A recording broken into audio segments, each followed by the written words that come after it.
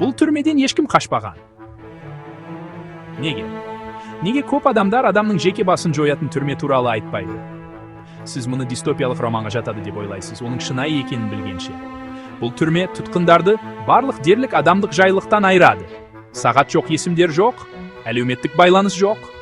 Шамдар бірнеше минутқа ғана жанады, тамақтану уақыты белгіленіп бақыланады. Күзетшілер мінез-құлықты бақылау үшін оқшаулауды қолданады.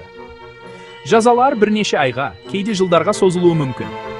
Жай ғана жазалау үшін емес, күнделікті өмірді бұзу үшін жасалған, ырғақты бұзу үшін жасалған, үмітті бұзу үшін жасалған. Кейбір сарапшылар мұны сенсорлық азаптау деп атайды.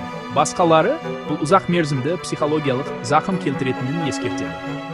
Бұл кейбір жерлерде тәртіп деген атпен заңды. Сонда келесі жолы максималды қауіпсіздік дегенді естігенде, есте сақтаңыз, бұл тек қабырғалар мен торлар туралы емес. Бұл адамды ішінен жоя алатын жүйелер туралы.